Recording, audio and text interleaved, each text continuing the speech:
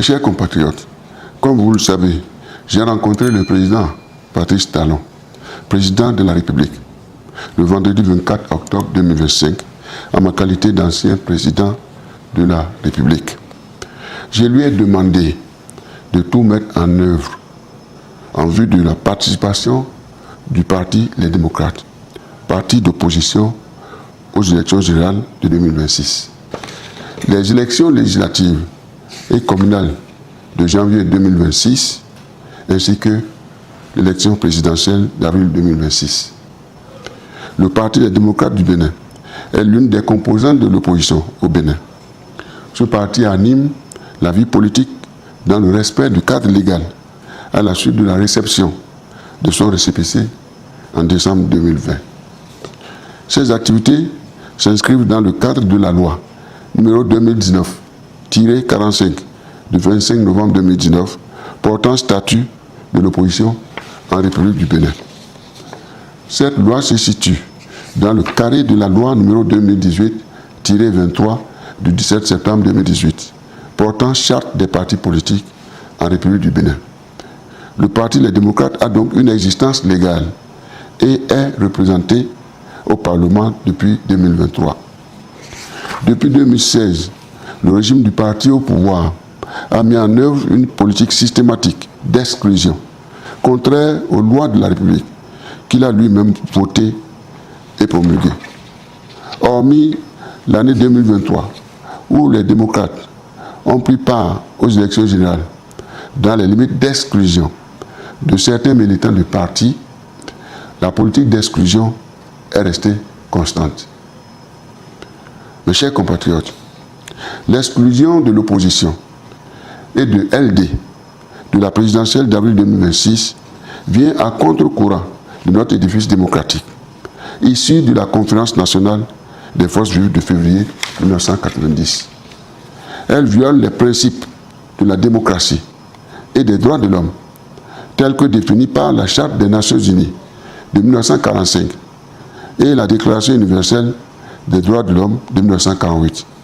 Ces exclusions répétées contreviennent également à l'attachement du Bénin à la Charte africaine des droits de l'homme et des peuples, adoptée en 1981 par l'Organisation de l'Unité africaine, aujourd'hui Organisation de l'Union africaine.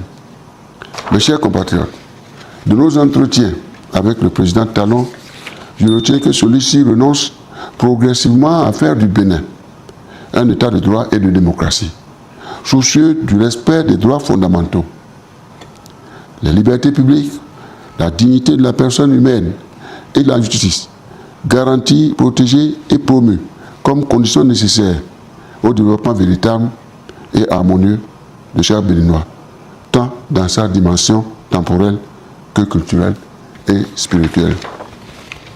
Il s'agit là d'une violation fondamentale de notre Constitution du 11 décembre 1990, même révisée en 2019 par le régime de la rupture.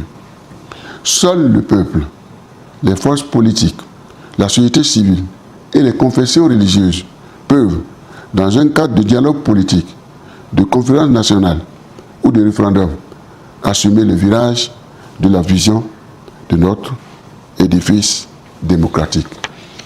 Mes chers compatriotes, avec l'échange que j'ai eu avec le président Talon, je retiens que selon lui, tout le monde doit être à la mouvance autour de lui.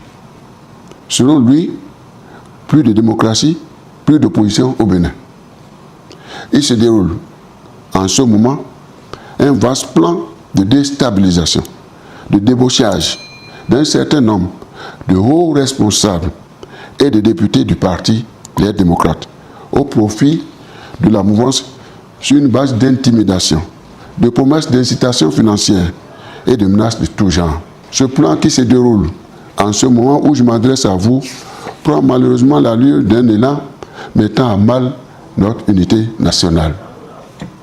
À travers la mise en œuvre de ce plan visant la disparition du Parti des démocrates, le président exprime ainsi sa volonté d'en finir avec l'opposition, d'en finir avec le Parti des démocrates et de détruire notre édifice démocratique. La loi portant statut de l'opposition et celles portant charte des partis politiques en République du Bénin sont ainsi dangereusement violées. Mes chers compatriotes, par ma présence à vos côtés, je vous suggère de privilégier le dialogue politique dans la résolution de cette crise politique, démocratique et électorale que traverse notre pays.